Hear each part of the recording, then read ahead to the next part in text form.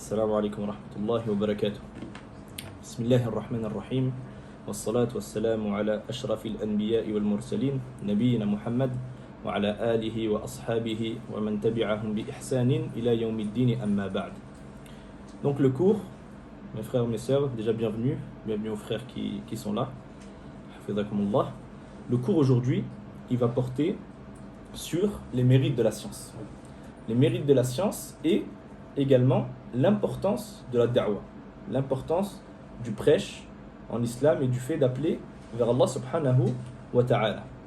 Et pour ceux qui étaient là il y a longtemps, j'avais déjà donné ce cours une fois à la mosquée du Luc, mais on n'avait pas encore le canal. Et donc j'ai pensé que ça pourrait être bénéfique de le refaire sur le canal Da'wah Toulon.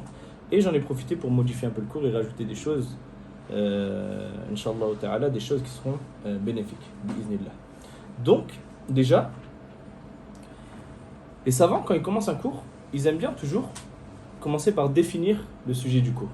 Donc nous, notre sujet, c'est quoi? C'est la science. C'est quoi la science? La science, c'est, disent en arabe les savants, ma'rifatul haqqi bidhatihi, yani bidalilihi. C'est le fait, c'est la connaissance de la vérité par sa preuve. Qu'est-ce que ça veut dire? C'est le fait tout simplement de connaître la vérité par sa preuve, et ces preuves, on en a plusieurs. Taïba, les premières questions du cours. C'est quoi les preuves? On a 4 preuves dont les savants ils sont unanimes sur le fait que c'est des preuves qu'on peut utiliser. Et après, il y a des preuves sur lesquelles ils ont divergé. C'est quoi ces 4 preuves? Tafadhal. Coran, Sunnah, Al-Qiyas. C'est quoi le Qiyas en français? L'analogie, na'am. Wal-Ijma', le consensus. Ces 4 preuves, les savants ils sont d'accord sur ça. Après, il y a d'autres preuves, comme les paroles des gens de Médine, etc., où là, en fonction des différentes écoles juridiques, ils ont divergé. Taïb. Et le contraire de la science, c'est l'ignorance. Et l'ignorance, elle se divise en 2 catégories. On a ce qu'on appelle al-jahlul basit ou al-jahlul murakkab. Al-jahlul basit, c'est quoi? C'est la simple ignorance. Le simple fait de ne pas savoir une chose. Si je te demande ce que c'est ça, tu me dis la adri, je sais pas. Khalas, ça s'appelle al-jahlul basit, ce qu'on pourrait traduire par la simple ignorance. Et il y a ce qu'on appelle al-jahl al-murakkab, qu'on pourrait traduire par l'ignorance composée ou la double ignorance. C'est quoi la double ignorance? C'est si je te dis c'est quoi ça? Tu me dis c'est un stylo. Je montre une bouteille. Tu me dis c'est un stylo. Là, de une, tu sais pas ce que c'est. Et de deux, tu penses savoir ce que c'est et c'est faux. Et ça, c'est la pire des ignorances. C'est ce qu'on appelle al-jahl al-murakkab. Na'am. Et donc, une fois qu'on a défini ce que c'est la science, on va se poser la question, quel est le jugement de la science? Est-ce que la science est obligatoire? Est-ce que la science est interdite? Est-ce que la science c'est recommandé?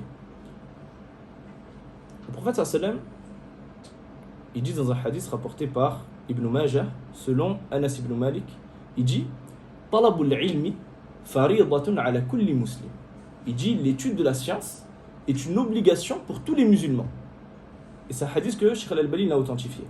Tayyib. Qu'est-ce que ça veut dire que l'étude de la science c'est une obligation pour tous les musulmans? Est-ce que ça veut dire que tout le monde doit aller étudier la science, s'asseoir devant les savants, voyager, rester des années auprès des savants? Est-ce que c'est ça le but et le sens qu'on doit comprendre de ce hadith? Vous comprenez quoi de ce hadith? Tafadhal. Ahsant. Ce qui est voulu par ce hadith, quand le prophète sallam dit l'étude de la science, c'est-à-dire de la science religieuse, est une obligation pour chaque musulman, ça concerne tout ce qu'il est obligatoire de savoir aux musulmans pour pouvoir adorer Allah Azza wa Jal. On va donner des exemples pour que ce soit plus clair. Est-ce que la prière, elle vous est obligatoire? Naam. La prière est obligatoire à toute personne qui est pubère, qui a un esprit saint, etc. Donc du coup, il va te devenir obligatoire d'apprendre à prier et d'apprendre à faire tes ablutions. Parce que tu as besoin de tes ablutions pour prier. Et si tu ne le fais pas, alors tu es pécheur. Parce que cette science, elle est obligatoire. Pareil, par exemple, pour la zakat. Admettons que tu es riche et que ça fait des années que tu es riche. Est-ce que tu es obligé de sortir la zakat? L'aumône légale? Tu es obligé. Dans ce cas-là, tu es obligé d'apprendre les règles de la zakat. Et si tu ne les apprends pas, tu es pécheur. Taïb. Maintenant, une personne, admettons, qui est malade et qui est très pauvre. Est-ce que le hajj, il est obligatoire ou pas? Il n'est pas obligatoire. Taïb. Donc, est-ce qu'il est obligatoire d'apprendre les règles du hajj? Il n'est pas obligatoire. Pour lui, ça va être recommandé, ça va être mustahab. Mais ça ne va pas être obligatoire. Vous avez compris la différence? Taïb. Concernant la science de manière générale, La science, de manière générale, on dit que c'est un fard kifa'i. Qui peut me dire ce que c'est un fard kifa'i? Tafaddal, Khalid. C'est obligatoire pour une partie de la communauté. Ça veut dire que si une partie de la communauté s'en occupe, ça fait tomber le péché sur les autres. C'est-à-dire que les autres ne sont pas pécheurs. Et ça, c'est un point qui est très très important et qui est parfois oublié. Si tu habites dans une ville, admettons, nous on est de Toulon, on habite à Toulon. À Toulon, il n'y a aucun imam, personne pour faire la khutbah, personne pour enseigner le Coran, personne pour faire la da'wah, et il y a des milliers de musulmans comme c'est le cas actuellement. Et personne n'étudie, et personne n'est en capacité de faire une khutbah, ou de donner un cours ou quoi. Les savants ils disent tout le monde est pécheur. Tous les habitants de la ville sont pécheurs, sauf ceux qui ont un udhr, qui ont une excuse, comme celui qui est malade, qui ne pouvait pas voyager, ou la femme qui ne peut pas faire l'étude de la science. Mais celui qui n'a pas d'excuse, alors tout le monde est pécheur. Parce que c'est un fard qui fait, c'est une obligation qui incombe à une partie de la communauté. Et je me rappelle un jour, on avait fait une assise avec Cheikh Ali Touaïjiri. Vous connaissez Cheikh Ali Touaïjiri? C'est un savant de Médine spécialisé en tafsir. Et il nous avait dit, je crains pour vous que vous soyez tous dans le péché. Je me rappelle, on s'était tous regardés les frères. On n'était pas bien ce jour-là. Il nous a dit, je crains pour vous. Pourquoi? Parce que nous, dans nos pays, il y a beaucoup de zones où il n'y a pas de da'wah. Il n'y a rien. Subhanallah. Ça veut dire que dans ce cas-là, c'est obligatoire aux gens d'envoyer un groupe de personnes étudier. Naam. Et s'il y a déjà des gens qui étudient, comme c'est le cas dans la majorité des endroits quand même, dans ce cas-là, ça devient mustahab, ça devient recommandé d'étudier, et plus obligatoire. Naam. Donc, là, on va rentrer dans la partie principale, on va dire, de ce cours, qui est Fada'ilul ilm, les mérites de la science. Et on va voir pendant ce cours certains mérites de la science.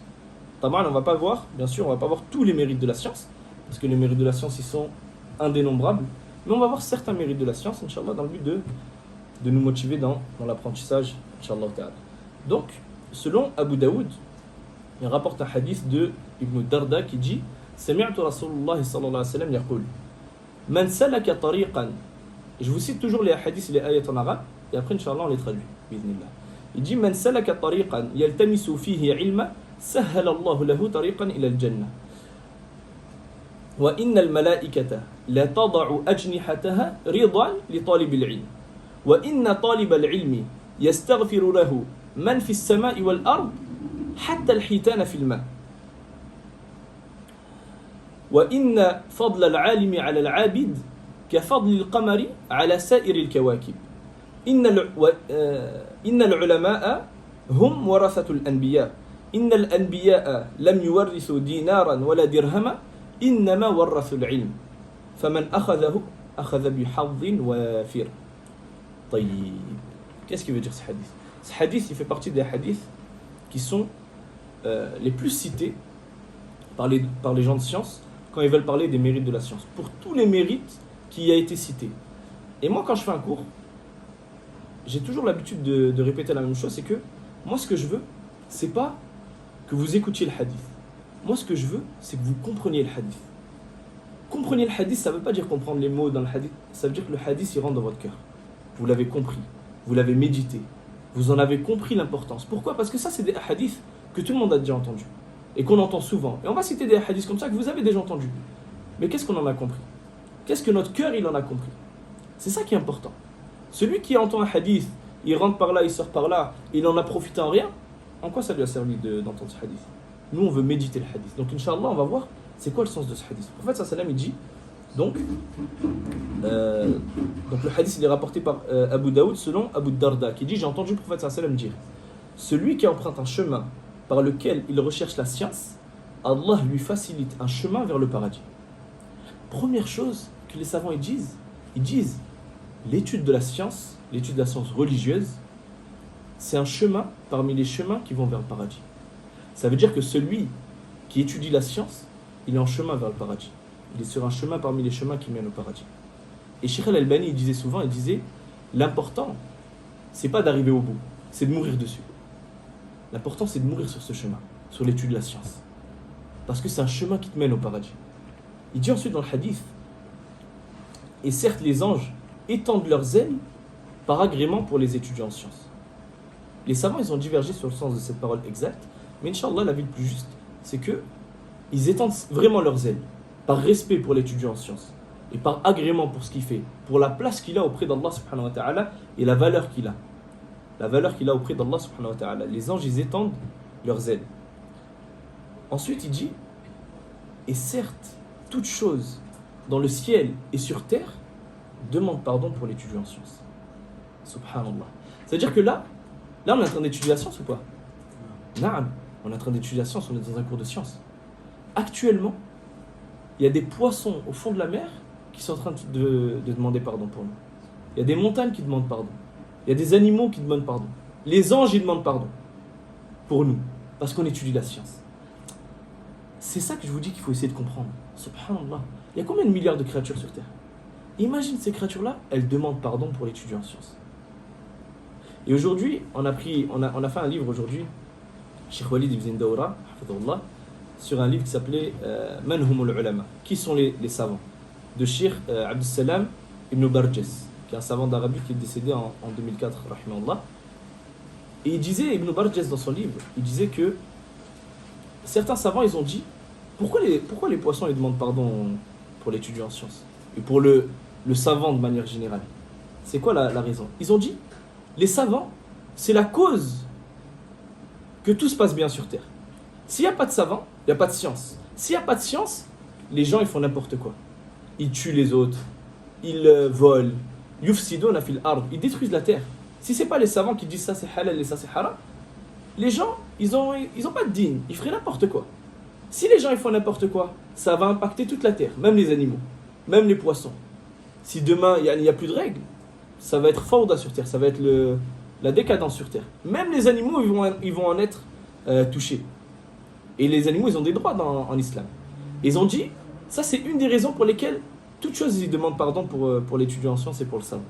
C'est une interprétation yani. Mais j'ai trouvé que la faïda elle était jamil, elle était bien, donc je voulais donner. Et donc ensuite il dit, et certes toute chose dans le ciel et sur terre demande pardon pour l'étudiant en sciences, même les poissons dans l'eau. Et certes le mérite du savant par rapport à l'adorateur est comme celui de la lune par rapport aux autres étoiles. En fait, sallam il a comparé la lune aux autres étoiles. Pourquoi? Parce que chez les Arabes, la lune, c'était la chose la plus belle.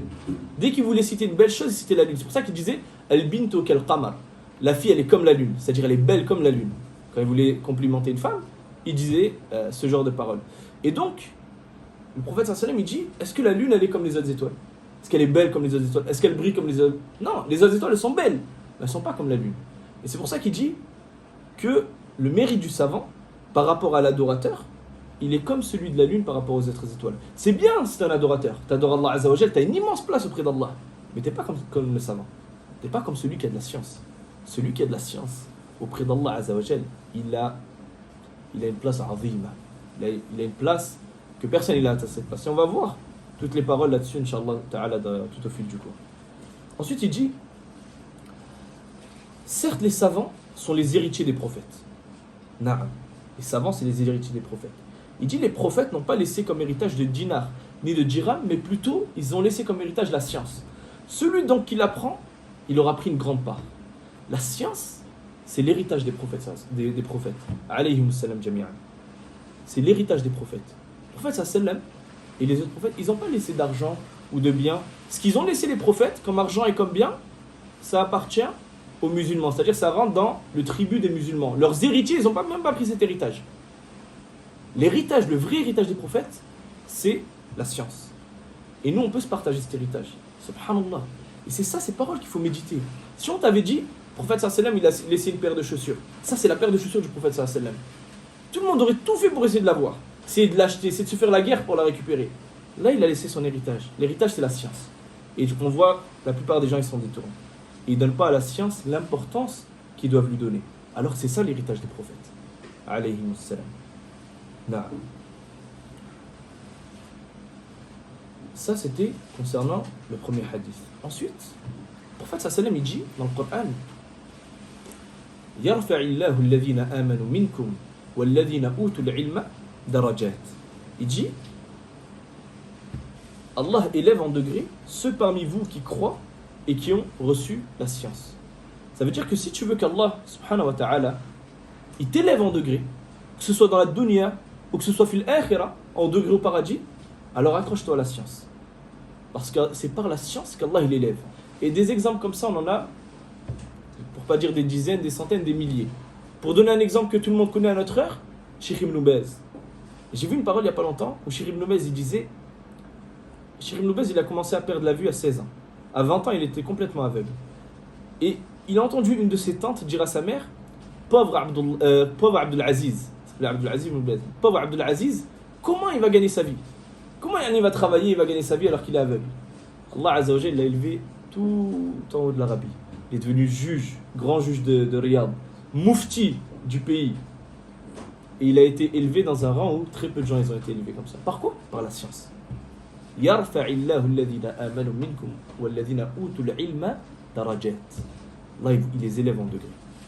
Non.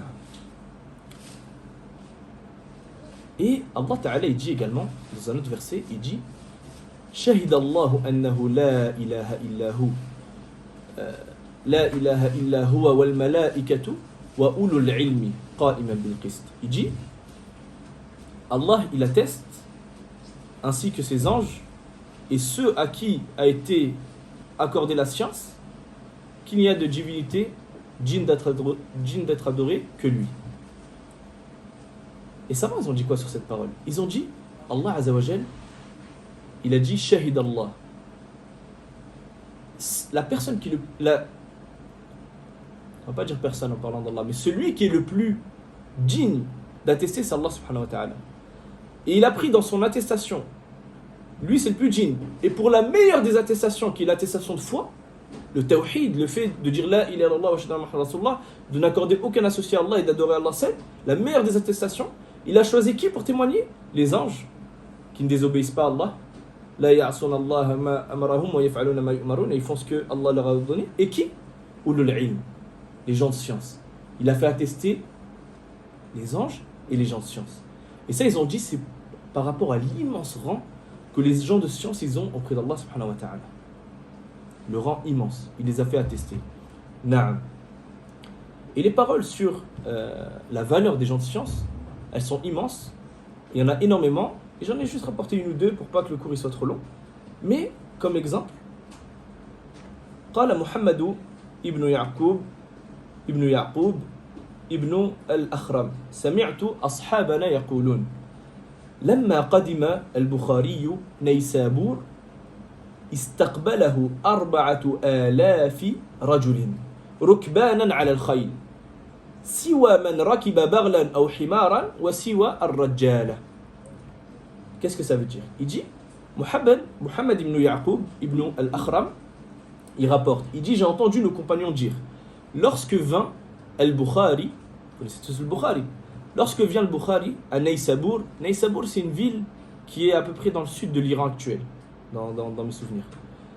Quand il est arrivé à Naysabur, il dit, il fut accueilli par 4000 cavaliers.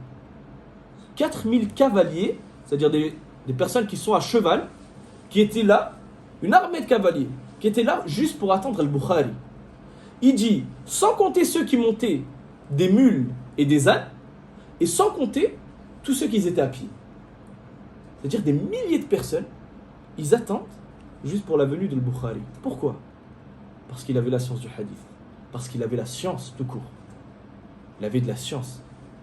Regardez la valeur qu'ils avaient les savants, les salafs, auprès des gens à cette époque.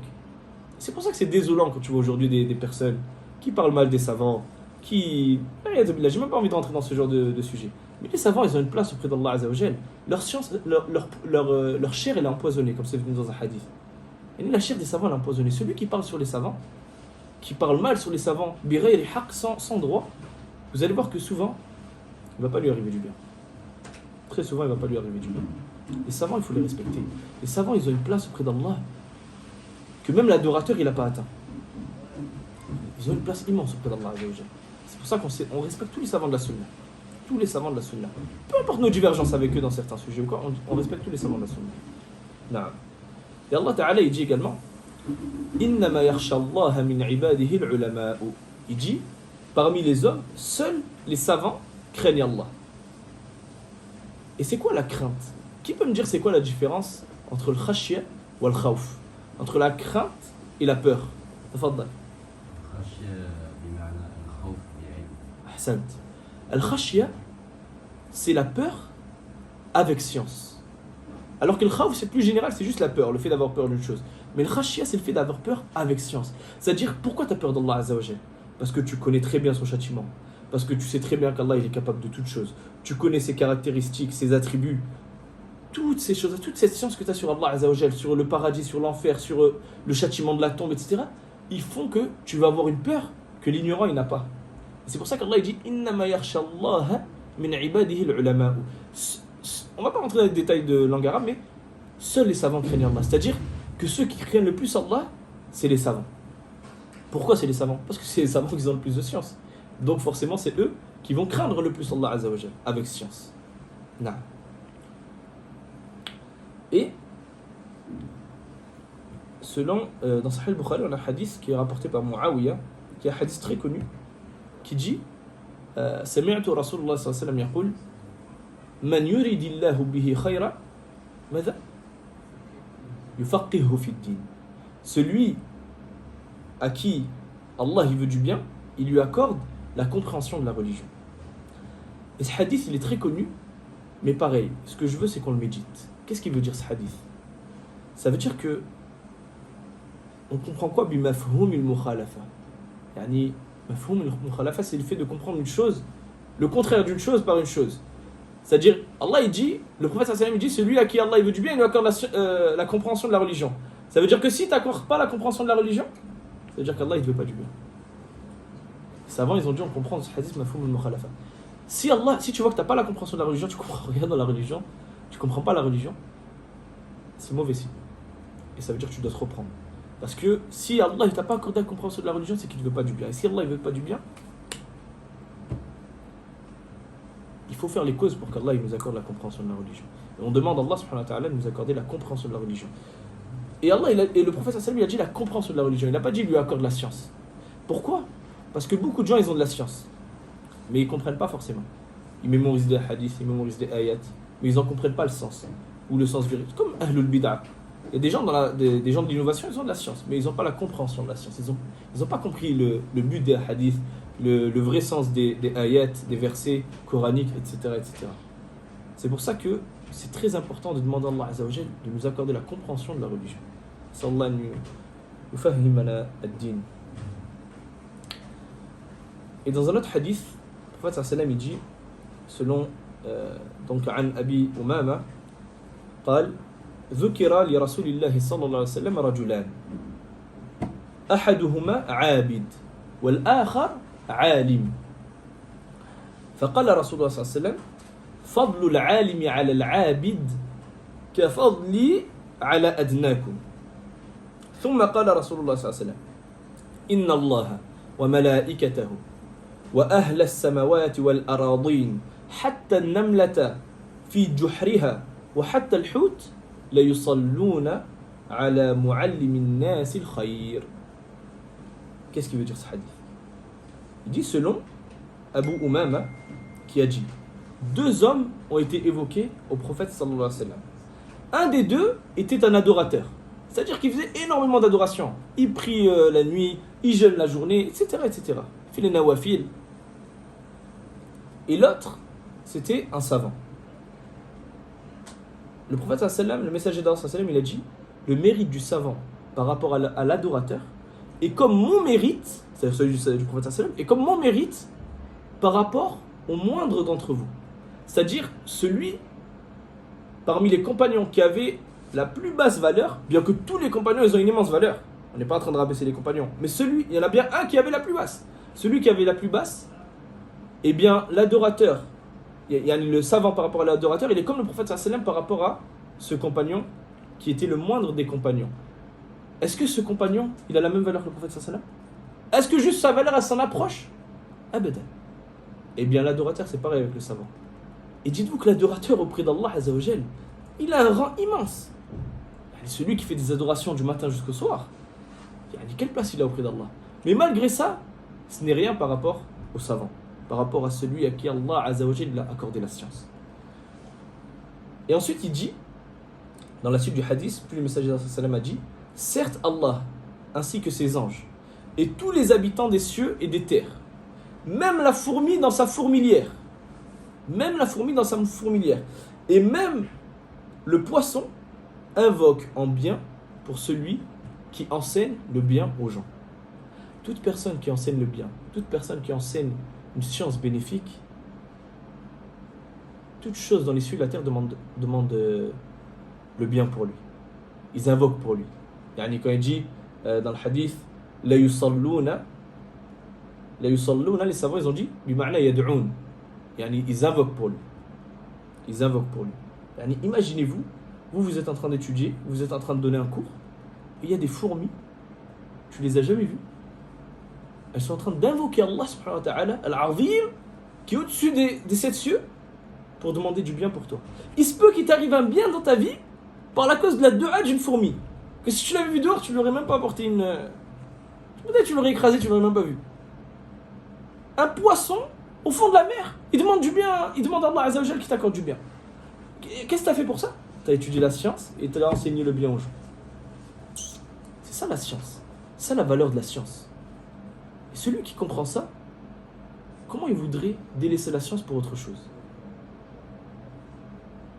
Il y a un salaf, j'ai oublié son nom, on lui avait dit une parole, dans le sens de la parole, jusqu'à quand tu vas étudier? Jusqu'à quand tu vas continuer à étudier? Il lui a dit, est-ce que vous connaissez quelque chose mieux que l'étude, afin que vous me guidiez à cette chose et que j'y aille? Mais maintenant, qu'est-ce que je vais faire de mieux qu'étudier la science? Vous voulez que je délaisse l'étude de la science? Pourquoi? Qu'est-ce qu'il y a de meilleur dans la dunya que l'étude de la science? Qu'est-ce qui va m'élever plus auprès d'Allah Azza wa Jal, qui va m'élever plus au paradis que la science et l'enseignement de la science? Si vous connaissez, informez-nous, Inch'Allah ta'ala. Mais je pense pas que vous pouvez nous informer. Non. Et ce hadith, il est authentifié par Sheikh Al-Albani, il a été rapporté dans Sunan Tirmidhi. Non. Et la science, c'est la seule chose qu'Allah Azza wa Jal, il a demandé au prophète de lui demander son augmentation. Qui peut me donner la ayah? En surat Tafadal. C'est proche, mais c'est pas ça la ayah exactement. Il te manque un petit truc le début. Wa qur rabbi zidni ilma. Non. Wa qur rabbi zidni ilma. Et dit Seigneur, augmente ma science. Allah, il a imposé au prophète qu'il l'invoque pour qu'Allah lui augmente sa science. Parce que la science, c'est pas comme les biens. Allah, il te augmente tes enfants, il t'augmente ton argent. Ça, tu peux le dépenser dans le bien, etc. Mais c'est pas comme la science. Celui qui adore Allah avec science, il n'a rien à voir avec celui qui adore Allah sans science. Et vous-même, vous allez vous en rendre compte au fil de votre apprentissage. Là, vous êtes au début de votre apprentissage. Dans un an, vous allez voir que votre adoration, elle est plus comme celle d'aujourd'hui.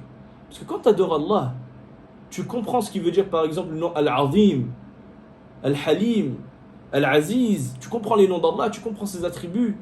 Tu connais l'histoire du prophète, sallallahu alayhi wa sallam. L'histoire des compagnons, qu'est-ce qu'ils ont enduré pour que l'islam il arrive jusqu'à nous. Celui qui adore Allah avec science, il n'est pas comme celui qui adore Allah sans science. Et tout à l'heure, Cheikh Walid, il nous disait dans le cours, il nous disait, est-ce que tu penses que la récompense de celui qui prie sans science, juste il fait comme les autres, il a vu son père prier comme ça, il prie comme ça. La récompense c'est la même que celui qui prie avec science, qui connaît les arkanus salat, les piliers de la prière, les obligations, les sunan, etc. Est-ce qu'ils ont la même récompense? Abadan. Mais ils font la même chose. Non, mais lui il fait bi'in. Lui il fait avec science. Ils n'ont pas la même récompense. Abadan. Ils n'ont pas la même récompense. Non. Et on a notre hadith qui pareil, hadith que tout le monde connaît, et c'est un hadith extrêmement important. Et je pense même que c'est le hadith le plus important de ce cours. Et c'est le hadith que je veux qu'on comprenne le plus, que je veux qu'on s'arrête dessus, qu'on le médite et qu'on le comprenne. En fait, ça il dit, donc Sahih Muslim il rapporte dans son Sahih, selon Abu Darda, il dit قال رسول الله صلى الله عليه وسلم من دل على خير فله مثل أجر فاعله. Celui qui guide vers un bien, il a la même récompense que celui qui le met en application. Ce hadith, sûrement que vous l'avez tous déjà entendu. Mais qui parmi nous l'a compris? Qui parmi nous l'a compris? Chacun il fait son examen de conscience.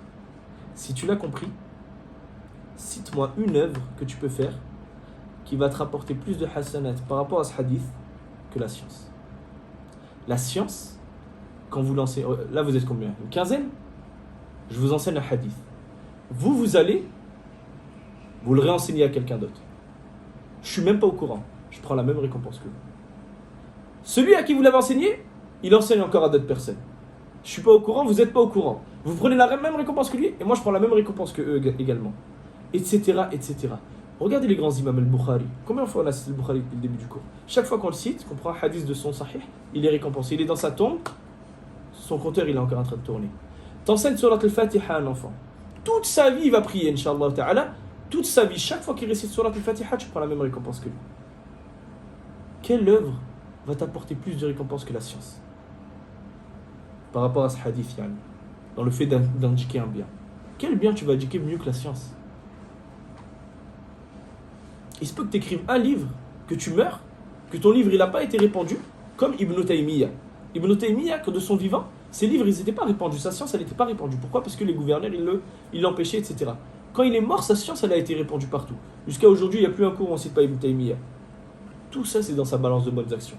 Il a Yawm al-Qiyamah, ça va continuer à tourner, à remplir sa balance de bonnes actions. Celui qui comprend ça, il va tout faire pour enseigner la science. Il va tout faire pour transmettre la science. Parce que, imaginez, subhanallah, les hasanats, c'est lui qui enseigne le Coran à quelqu'un, celui qui enseigne les sourates courtes. Tu enseignes Qul huwallahu ahad, Qul a'udhu bi rabbin nas. Tout le monde prie avec ces sourates tous les jours. Tous les jours, tu as la même récompense, soit tu es en train de dormir tranquillement dans ton lit, la personne elle prie la nuit ou quoi, toi tu prends la même récompense qu'elle. Subhanallah. C'est un hadith, il est azim. C'est un hadith incroyable, mais que souvent on lit, il rentre par là, il sort par là, et on ne le met pas en application, on ne le prend pas en compte. Alors que pourtant il a une valeur, subhanallah. Nas'allah an yufahimana ad-din, Allah. Na'am. L'imam al-Shafi'i disait, par rapport au mérite de la science, Talabul ilmi afdalu min salat nafila. Il disait l'étude de la science, c'est meilleur que la prière surérogatoire. Et il disait également,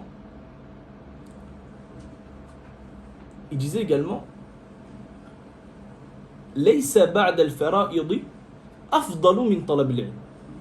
Il disait, il n'y a pas, après les obligations, après les actes obligatoires, meilleur que l'étude de la science. C'est-à-dire l'étude de la science c'est meilleur que la prière de nuit. Qui peut me dire pourquoi l'étude de la science est meilleure que la prière de nuit? Alors que la prière de nuit, ça a une récompense auprès d'Allah Azza wa Jal immense. Tafaddal. La prière de nuit, la récompense est pour toi, alors que si tu étudies la science, tu veux la propager, tu vas récupérer plus de... Ahsant. Les savants ont dit l'étude de la science, c'est meilleur que la prière de nuit. Pourquoi?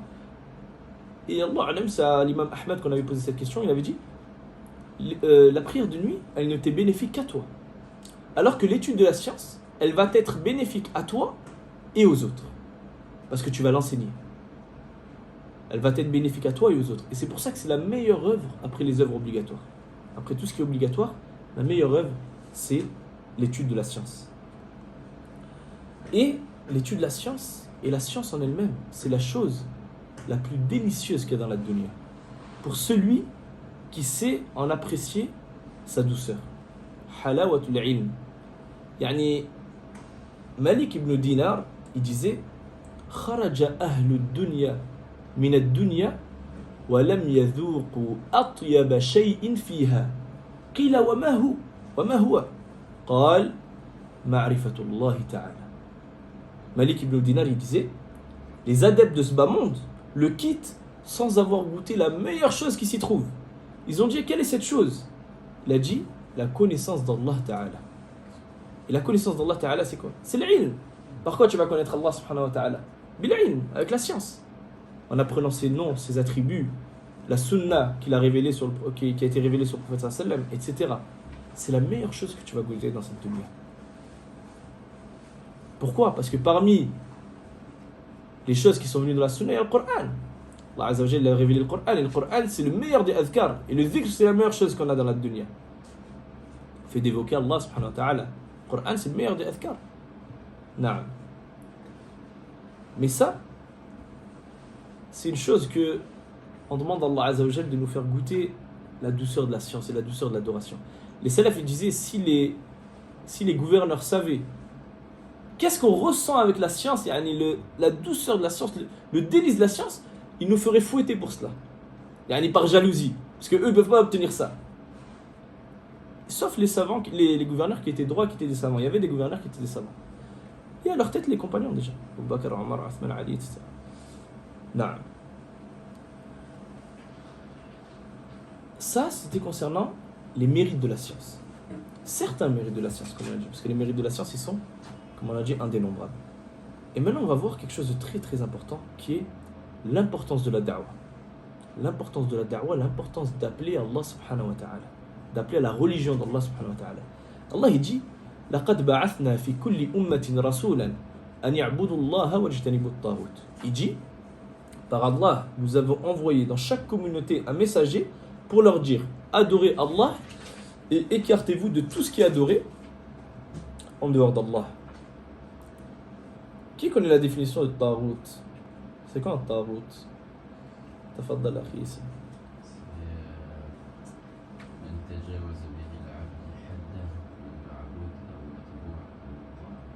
Non, ça c'est une définition. On a une autre définition qui est un peu plus simple, qui dit Kullu ma yu'badu min dunillah. Tout ce qui est adoré en dehors d'Allah, mais il y a une condition à citer. Et que parfois il y a certains machins qui ne citent pas, mais qu'il faut absolument citer. Wa huwa radin. Il dit tout ce qui est adoré en dehors d'Allah et qui agrée cela. Pourquoi on dit wa huwa radin? C'est quoi la cause? Pourquoi on rajoute ce qaïd, cette condition? Qui peut me dire? Parce que les chrétiens, par exemple, ils adorent Isa alayhi salam, Ahsant. alors que lui, il n'agrée pas ça. Ahsant. Pour sortir par exemple Isa alayhi salam des tawarit. Isa alayhi salam, est-ce qu'il a adoré en dehors d'Allah? Naam. Est-ce qu'il a agréé cela? Il n'a pas agréé cela. Il n'a pas demandé à cela. Il n'a pas accepté. Au contraire, il a combattu. Donc Isa, il ne fait pas partie des tawarit. C'est pour ça qu'on ne dit pas juste Man yu'badu min dunillah. On dit Man yu'badu min dunillah wa huwa radin. Il est adoré en dehors d'Allah et il agrée cela. Il accepte cela. Naam. Et donc, tous les messagers et tous les prophètes, ils ont été envoyés avec le même message. Ya qawm, u'budu Allah wa la tushriku bihi shay'an. Dit, oh mon peuple, adorez Allah et ne lui donnez aucun associé. Tous les prophètes, ils sont venus avec ce message. Tous les prophètes et les messagers. Avec le tawhid. Le tawhid, c'est la première chose auquel le musulman appelle toute personne. C'est la première chose que le prophète sallam a appelé. Il a appelé pendant 13 ans les gens de Mecca au tawhid. Avant les ahkam, la prière, la zakat, etc., il a appelé au tawhid. Pourquoi? Pourquoi tous les prophètes? Ça, c'est un des points qui réunit tous les prophètes. Le fait qu'ils aient tous appelé au tawhid et qu'ils aient tous mis en garde, sans exception, contre le shirk. Pourquoi? Parce que c'est la chose qui va te faire rentrer soit en enfer, soit au paradis. Tu peux commettre toutes les bonnes actions, faire toutes les bonnes actions que tu veux. Tu peux prier, tu peux jeûner, tu peux faire 100 000 hajj. Si tu ne viens pas avec le tawhid, tu vas rentrer en enfer éternellement. Sans aucun doute. Tu vas rentrer éternellement en enfer. C'est pour ça que c'est très important d'apprendre le tawhid et d'enseigner le tawhid. Jusqu'à aujourd'hui, on a encore des gens qui font du shirk. Il y a des gens qui tournent autour des tombes. Il y a des gens qui égorgent pour entrer qu'Allah. Vous voyez, même ici en Égypte, parfois vous voyez devant les portes. Ils sont silencieux. Vous voyez devant les portes parfois des traces de mains rouges ou marron, avec du sang. Vous savez ce que c'est ça? C'est des gens qui, lorsqu'ils achètent une maison, ils égorgent une bête, ils mettent leurs mains dans le sang et ils mettent leurs mains comme ça contre le mur pour se protéger des djinns, de ce genre de choses. Et ça peut arriver jusqu'au shirk akbar, jusqu'à la grande mécréance, sans rentrer dans les détails, en fonction de leur intention. Ça peut rentrer jusqu'à la grande mécréance et faire sortir de l'islam. Pour ça, aujourd'hui, les gens ils font encore du shirk. Il se peut qu'il y ait des gens dans notre famille, qui font du shirk. Donc nous, on doit enseigner le tawhid. C'est la première chose qu'on enseigne. Et c'est la chose la plus importante. Et on doit aussi enseigner ce que c'est le shirk. Pourquoi on va enseigner ce que c'est le shirk? Pourquoi on va apprendre ce que c'est le shirk?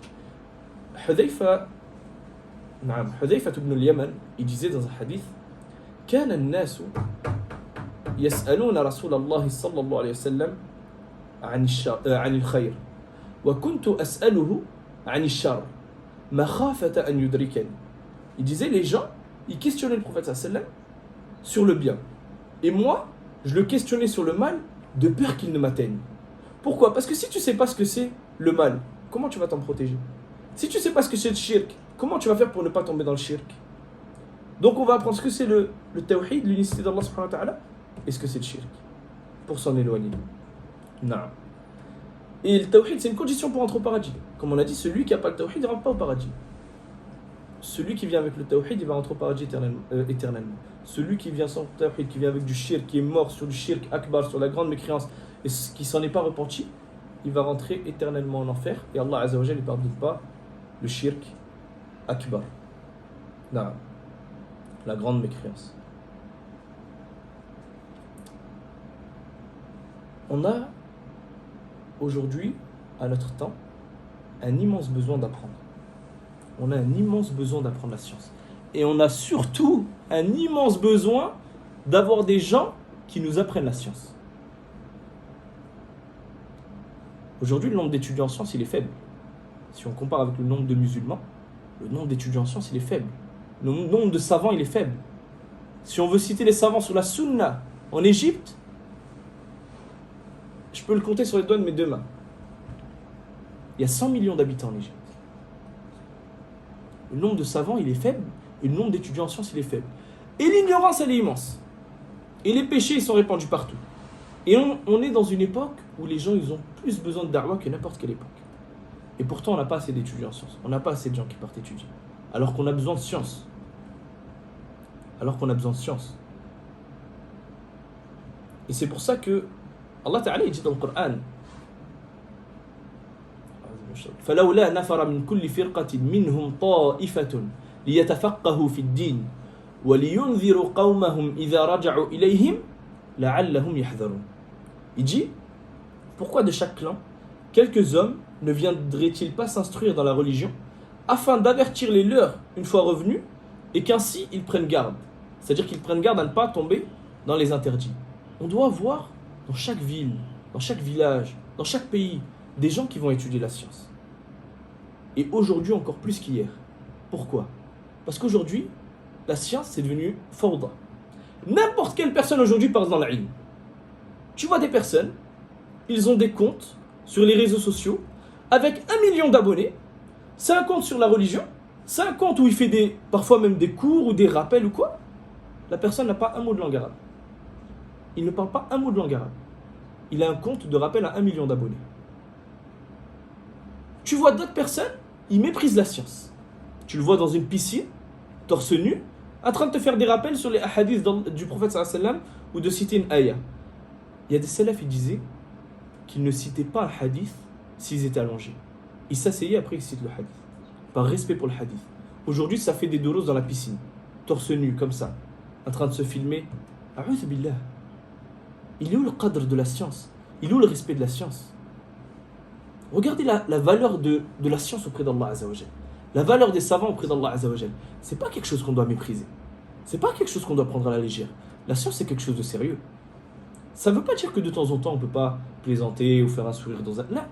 Voilà, c'est quelque chose qu'on prend au sérieux. La science, c'est pas quelque chose avec quoi on rigole, avec quoi on méprise. Et le fait d'enseigner la science sans science, c'est un mépris. En soi. Et aujourd'hui, on trouve de tout sur les réseaux sociaux, subhanallah. On trouve des mubtadi'a qui enseignent, des innovateurs, et qui se cachent derrière la sunna. Tu lui demandes c'est quoi sa aqida, il te dit Ahl sunna wal jama'a. Et tout le monde est Ahl sunna wal jama'a aujourd'hui. Tu vois, c'est un ash'ari, il te dit Ahl sunna wal jama'a. Là, c'est un soufi, il te dit Ahl sunna wal jama'a. C'est pour ça que on a besoin d'étudiants.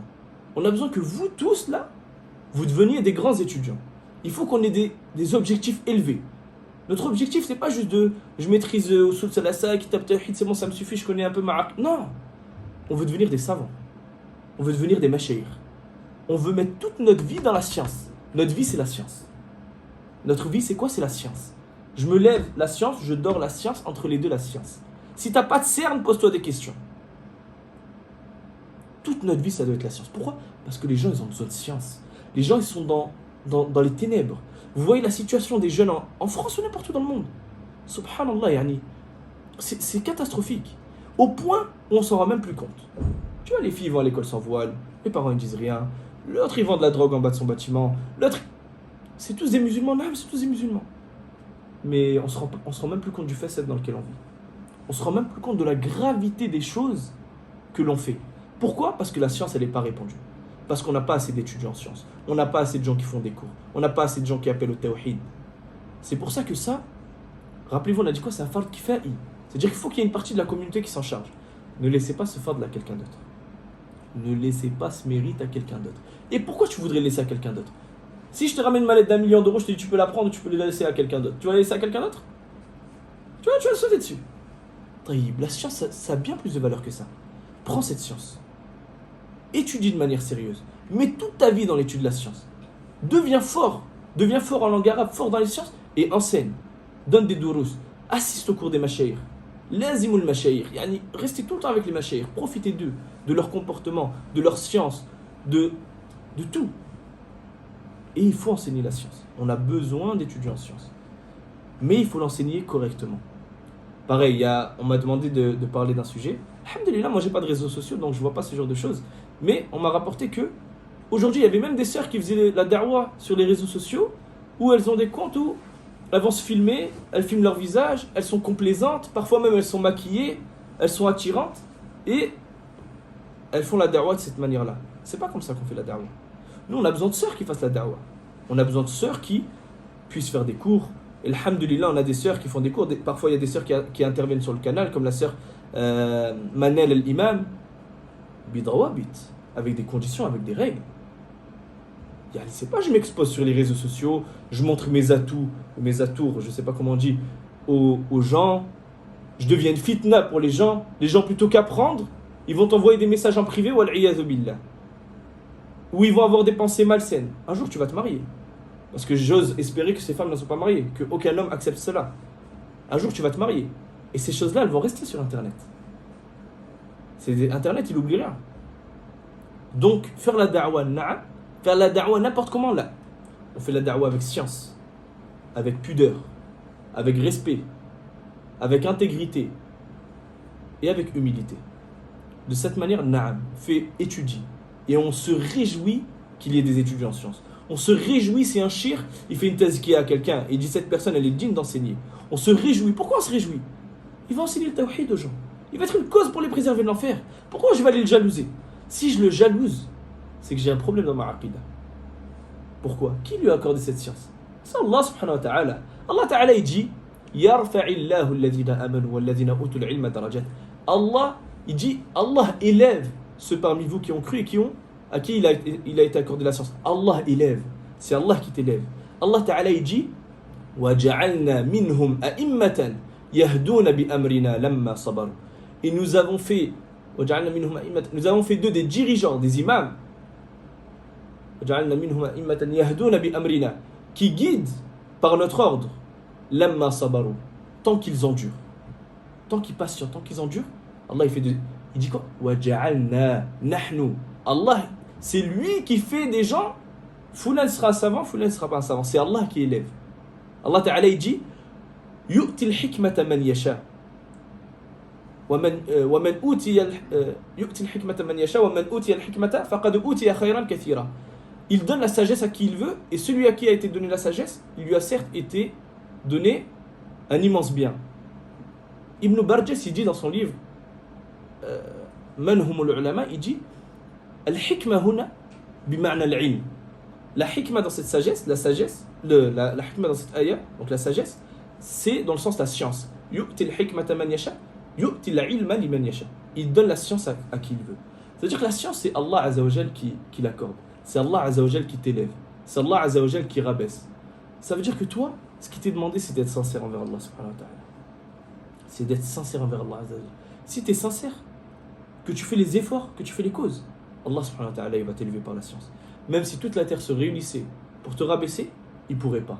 Celui qu'Allah il élève, personne ne peut le rabaisser. Celui qu'Allah il rabaisse, personne ne peut l'élever.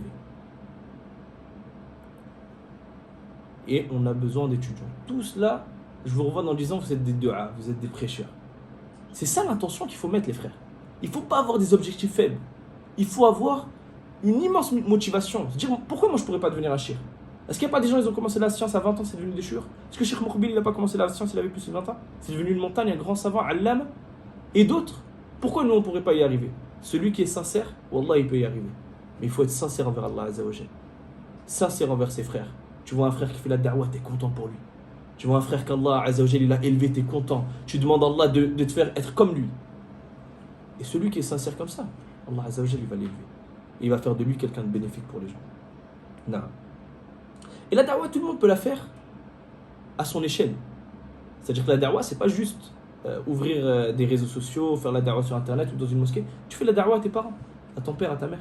Tu fais la da'wah à tes enfants. Tu fais la da'wah à tes frères et sœurs. Tu les appelles au tawhid, à délaisser les grands péchés, à faire des adorations, etc.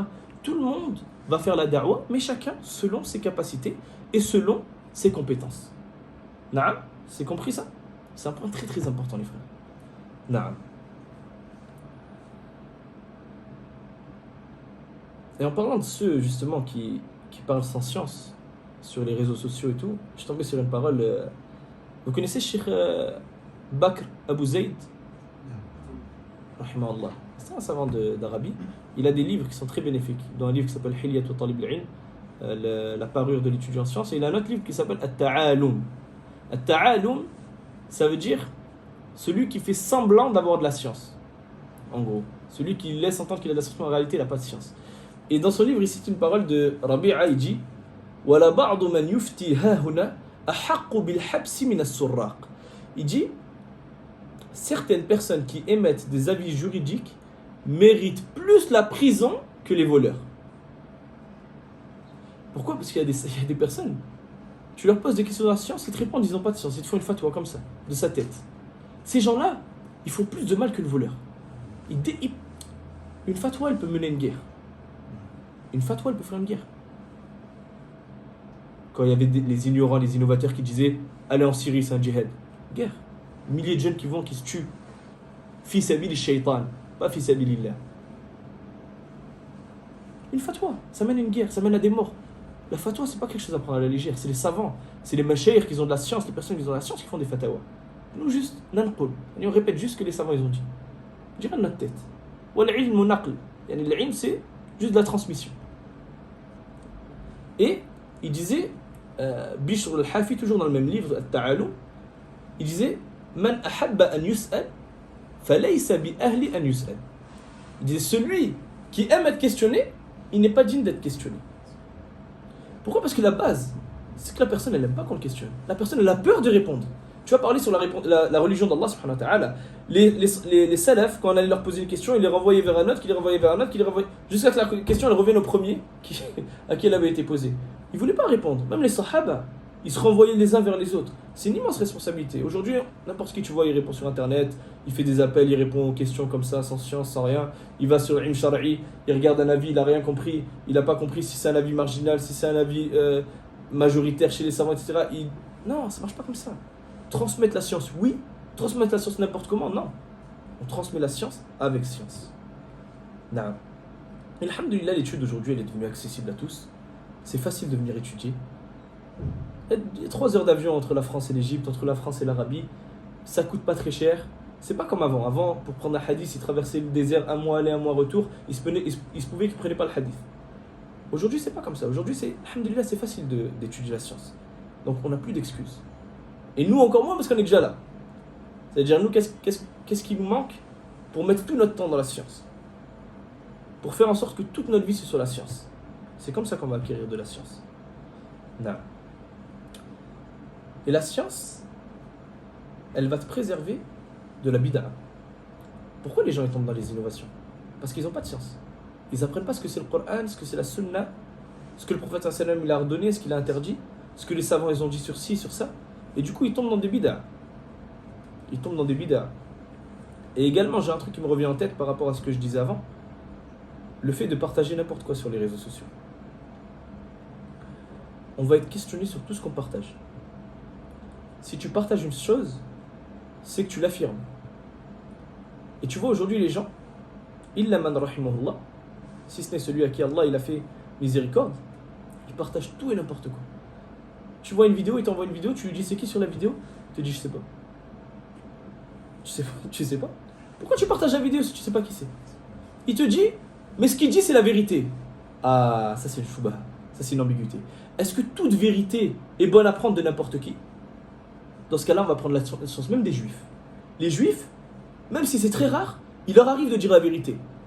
Quand ils sont bourrés ou ce genre de choses, il leur arrive de dire la vérité.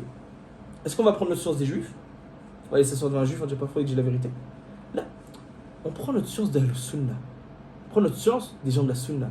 On prend notre science des savants de confiance, des mashayikh de confiance, qui ont étudié la science et dont d'autres mashayikh ont attesté de leur science et de leur niveau. Et c'est ces gens-là qu'on partage. On ne partage pas n'importe qui. Une personne qu'on ne connaît pas parce qu'il a une barbe, parce qu'il a une shashia ou une rotra ou quoi, on pense à un savant. Il se peut que ce soit un takfiri, il se peut que ce soit un khariji, il se peut que ce soit un ikhwani, il se peut que ce soit une personne qui n'est même pas de science. Si tu ne sais pas qui c'est, tu ne partages pas. Prends pas de risque. Pourquoi tu vas prendre le risque de venir Yom al-Qiyamah de rendre des comptes pour une personne que tu ne la connais même pas? Si tu ne connais pas la personne, tu ne prends pas de risque. Si tu sais pas, tu n'es pas sûr c'est la sunna ou pas, tu ne prends pas de risque. Si tu n'es pas sûr de la chaîne qui transfère ces choses-là, est-ce qu'elle est fiable? Tu ne transfères pas. Et ça, c'est un truc, c'est une des catastrophes que tu vois aujourd'hui. On voit aujourd'hui. Non. Et c'est pour ça que Ibn Sirin, il disait, la parole qui est très connue, Inna hadha al-ilma din, fanzuru amman ta'khuduna dinakum. Certes, cette science est une religion. Regardez donc de qui vous prenez votre religion. C'est très très important, les frères. Et parmi les ambiguïtés également qu'il y a, le fait de dire que on va prendre notre science des gens de la bid'a, mais je prends que le fiqh chez eux. Et je prends que la jurisprudence. Je prends pas la aqidah. Ça, c'est une grande erreur. Et encore plus quand on est débutant. Pourquoi? Toi, tu vas prendre la science d'une personne. Tu vas aimer cette personne. Est-ce qu'il y a une personne qui n'aime pas son shir? Il étudie mais il déteste son shir. Tu vas finir par l'apprécier. Si tu l'apprécies, tu vas finir par adopter ce qu'il adopte. Et par être ce sur quoi il est. Même si tu as un cœur dur, tu l'apprécies pas, etc. Tu penses que les shubuhat, les ambiguïtés, il va te les mettre que dans l'aqidah? Même dans la langue arabe, il va te mettre des ambiguïtés.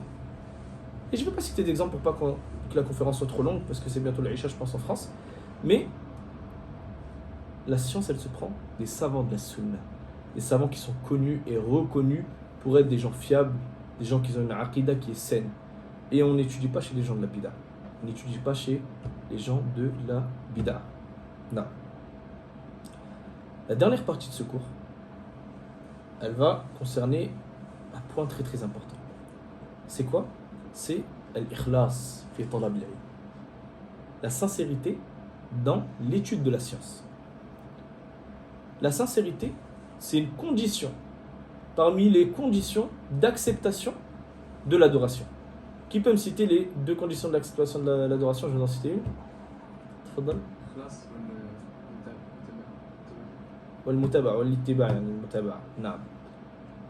La sincérité et le suivi du prophète sallallahu alayhi wa sallam. Allah Ta'ala dit dans le Coran وَمَنْ يَرْجُ لِقَاءَ رَبِّهِ فَلْيَعْمَلْ عَمَلًا صَالِحًا وَلَا يُشْرِكْ بِعِبَادَةِ رَبِّهِ أَحَدًا.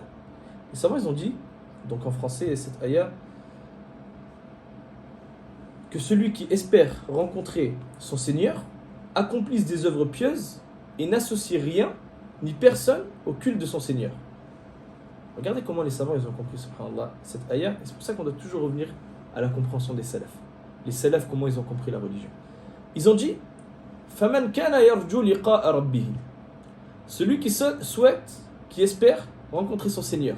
Ils ont dit ça, c'est la vision d'Allah subhanahu wa ta'ala au paradis. Celui qui espère rencontrer son Seigneur, c'est-à-dire celui qui souhaite voir Allah subhanahu wa ta'ala au paradis. Et le fait de voir Allah au paradis, c'est la croyance d'Ahlus Sunnah wal Jama'a. Ahlus Sunnah wal Jama'a, ils disent que on va voir Allah subhanahu wa ta'ala au paradis. Ala al-haqiqa, on va voir Allah subhanahu wa ta'ala. Nas'alullah an yarzuqana ru'yatahu. Amin ya Rabb. Donc ils ont dit فَمَنْ كَانَ يَرْجُو لِقَاءَ رَبِّهِ فَلْيَعْمَلْ عَمَلًا صَالِحًا. فَلْيَعْمَلْ عَمَلًا صَالِحًا, qu'il accomplisse de bonnes œuvres. Ils ont dit هَذَا اتِّبَاعُ الرَّسُولِ. Ils ont dit c'est le fait de suivre le prophète sallallahu alayhi wa sallam. Pourquoi? Parce que pour qu'une œuvre elle soit pieuse, il faut qu'elle concorde à la sunna. Il faut qu'elle soit sur ce sur quoi était le prophète sallallahu alayhi wa sallam. Sinon c'est pas une œuvre pieuse. Donc ils ont dit ça, c'est le suivi du prophète sallallahu alayhi wa sallam. وَلَا يُشْرِكْ بِعِبَادَةِ رَبِّهِ أَحَدًا. Et il ne donne et il n'associe rien ni personne au culte de son Seigneur. C'est al-ikhlas, la sincérité, le fait de ne rien faire pour autre qu'Allah, de le faire exclusivement pour Allah subhanahu wa ta'ala. Al-tawhid, le fait d'adorer Allah seul sans associer, de vouer toutes nos adorations à Allah. C'est-à-dire que pour que l'œuvre elle soit acceptée, il faut que tu la fasses pour Allah et qu'elle concorde au suivi du prophète sallallahu alayhi wa sallam. Et c'est pour ça que ça, j'avais envoyé une faïda il y a une petite année, à peu près un an, sur le groupe d'Awatulon, sur le fait de mettre l'intention, même dans les choses qu'on fait au quotidien. Tu vas voir par exemple une personne, elle va prendre une bouteille, elle va boire de l'eau, je profite parce que j'ai un peu soif. Elle va boire de l'eau, et elle a juste bu de l'eau. Elle n'a pas mis d'intention. Son eau, elle lui a servi à quoi? Juste faire passer sa soif. Alors que s'il avait mis l'intention qu'il boit pour renforcer son corps et pouvoir mieux adorer Allah Azzawajal, Allah Azzawajal lui aurait inscrit une bonne action. Et en fait, c'est là qu'on comprend que tout ce que tu fais au quotidien, tu peux le transformer en ibadah. C'est pour ça que les savants disent, fais en sorte que toute ta journée ce soit une adoration. Parce qu'en fait, même les choses mondaines, tu peux faire en sorte que c'est une adoration. Tu vas faire du sport. Tu mets l'intention de faire du sport pour te renforcer physiquement et ça va te permettre de mieux prier la nuit, de mieux prier la journée, de plus facilement adorer Allah Azzawajal. Faire du sport, ça devient une adoration. Même, comme le prophète sallallahu alayhi wa sallam a dit, même celui qui a des rapports avec sa femme, il met une bonne intention, Allah Azzawajal le récompense. Tu mets l'intention que tu veux avoir des enfants pour en faire des savants, que tu veux satisfaire ton épouse, tu sors tes enfants au parc, tu mets l'intention de vouloir satisfaire Allah Azzawajal et de mettre le bonheur dans leur cœur, tout ça t'est récompensé pour des œuvres qui sont mondaines. Et le problème c'est qu'il y a beaucoup de gens, ils oublient ça. Ils mettent pas d'intention. Mettre d'intention, ça veut pas dire la prononcer, c'est dans ton cœur. L'intention c'est dans le cœur. Ils mettent pas d'intention avant de faire leurs actions. Alors que si tu mets une intention à chaque fois avant de faire une action, toute ta journée tu vas être en adoration. Non. L'imam Shafi'i disait Al-ilmu ma nafa'a, laysa al-ilmu ma hufidha. Il disait la science, c'est ce qui est bénéfique. La science, ce n'est pas ce qui a été mémorisé. Qu'est-ce qu'on comprend de cette parole? Qui peut m'expliquer cette parole? Al-ilmu ma nafa'a, laysa al-ilmu ma hufidha. La science, c'est ce qui a été bénéfique, c'est pas ce qui a été mémorisé. Qu'est-ce qu'on comprend de cette parole? Tafadda. Non. Ça veut dire que ce qui est important dans la science, c'est ta mise en application. Ce qui est important, c'est pas que tu mémorises 100 000 hadiths. Si tu mémorises 100 000 hadiths, que tu mémorises le Coran, mais que tu mets rien en application, c'est pas juste que ta science, elle va te servir à rien. C'est que ta science, elle va être contre toi yawm al-qiyamah. Elle va témoigner contre toi et elle va te nuire yawm al-qiyamah. C'est pour ça qu'il disait al-ilmu ma nafa'a, c'est ce qui a été bénéfique, c'est ce qui a été utile. Laysa al-ilmu ma hufidha. Donc, ce qu'on comprend de sa parole, c'est que quand on apprend la science, c'est pour la mettre en application. C'est pour œuvrer. Et c'est là que la science, elle va être bénéfique. On n'apprend pas la science pour apprendre la science. On apprend la science pour nous la mettre en application et faire en sorte que les gens, quand on leur enseigne, la mettent également en application. Inch'Allah ta'ala. Et par rapport à ce point-là, la mise en application de la science, le simple fait de savoir que les Juifs, Allah Azzawajal, il leur a accordé la science et qu'ils ne l'ont pas mis en application, ça doit nous suffire à vouloir apprendre la science et la mettre en application juste pour se différencier de ces gens-là. Allah Ta'ala, il dit quoi? C'est quoi la ayah qui parle de ça? En surat Jumu'ah, il me semble. Faut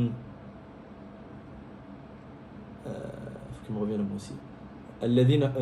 مثل الذين حملوا التوراة ثم لم يحملوها كمثل الحمار يحمل أسفارا. Ceux qui ont